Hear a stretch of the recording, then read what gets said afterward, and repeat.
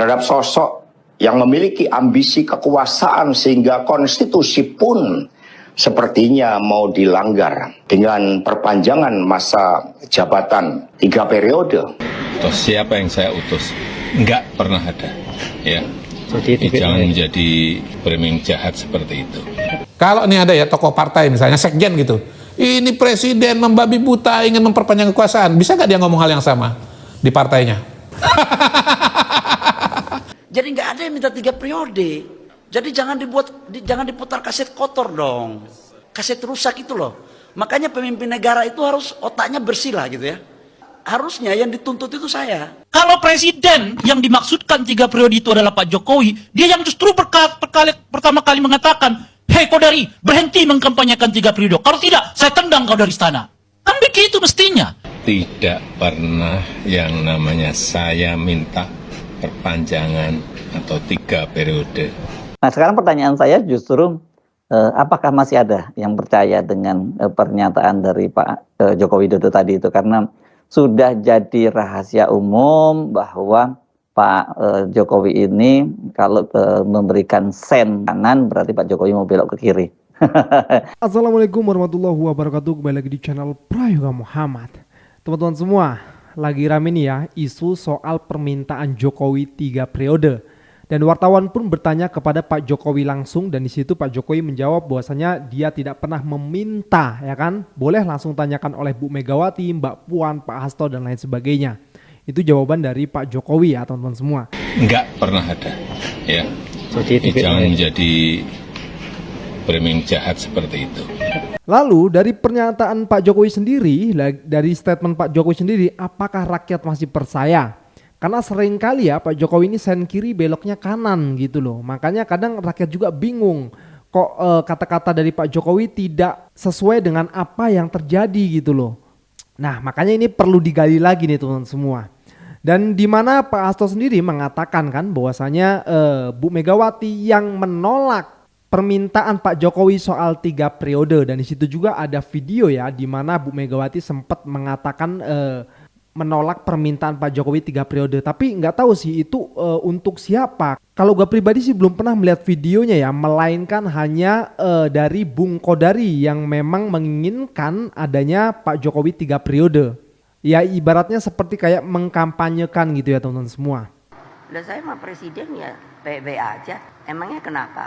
Hanya karena saya dikatakan karena saya tidak mau ketika diminta 3 periode, atau karena saya katanya tidak mau perpanjangan.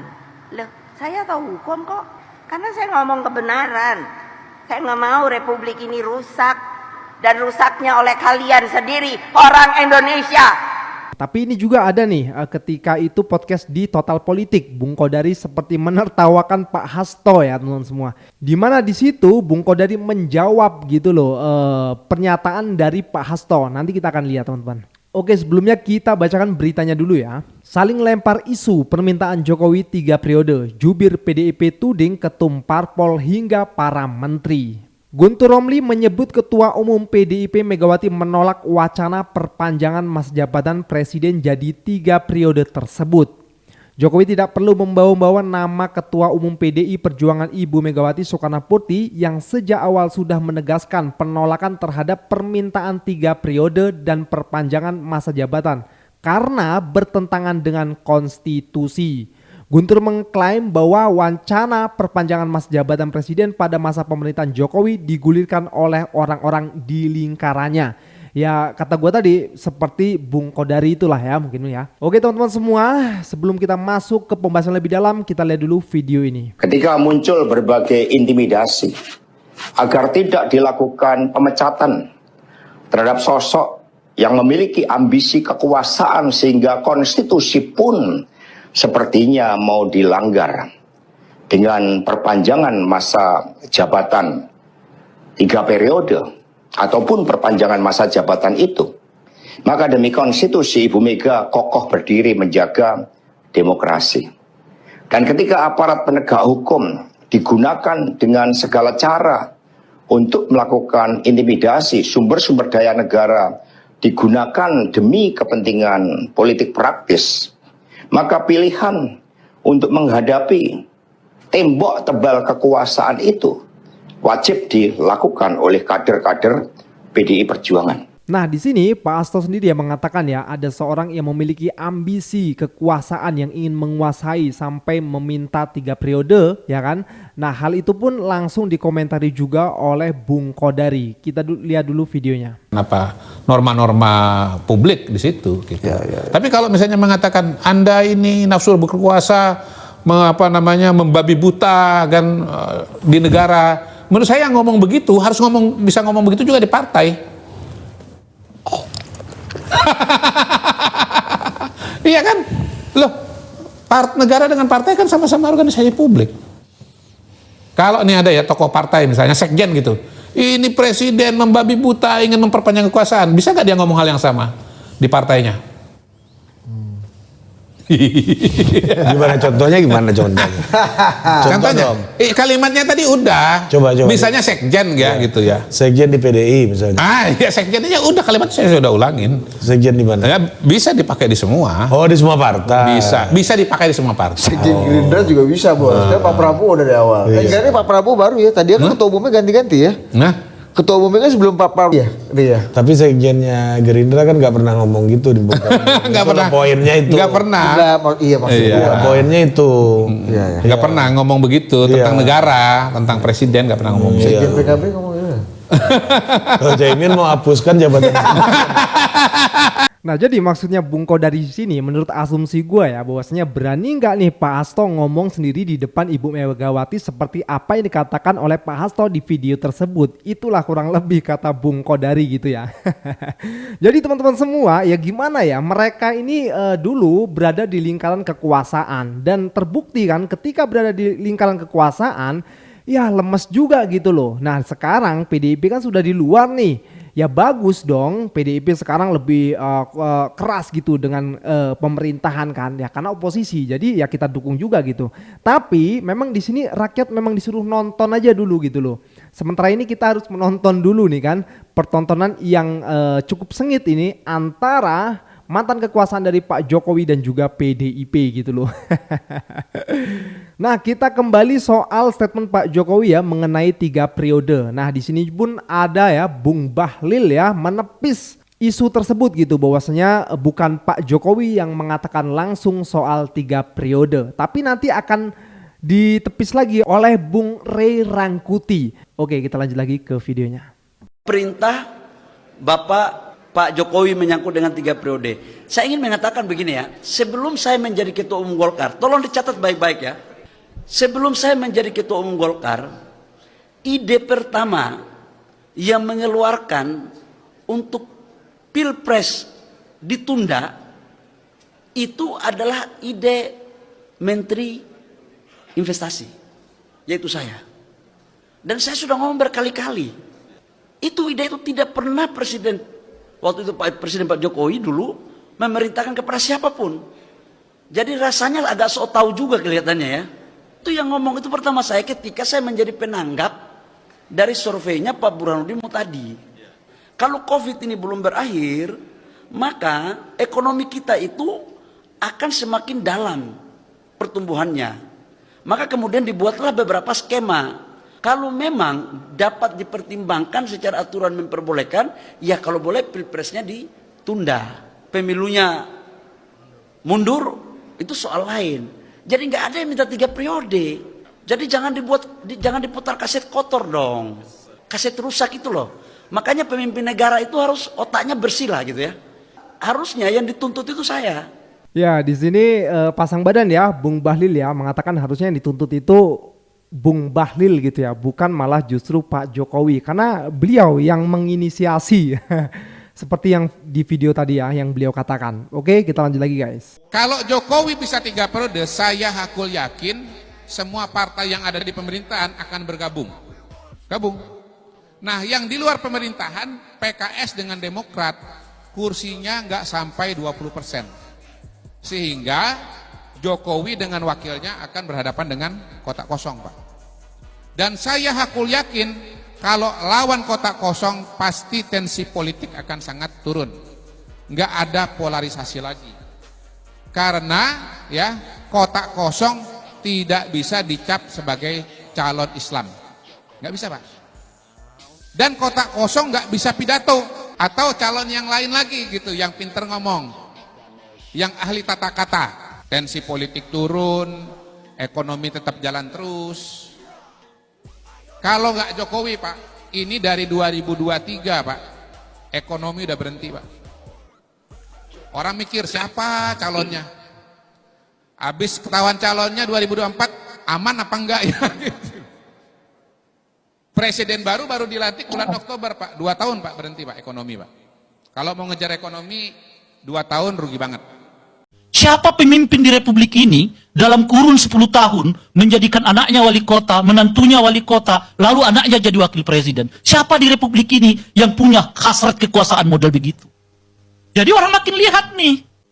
Kodari selalu mengatakan, gue itu yang usung 3 periode. Ya, kata Kodari itu. Tetapi dijamin sama presiden.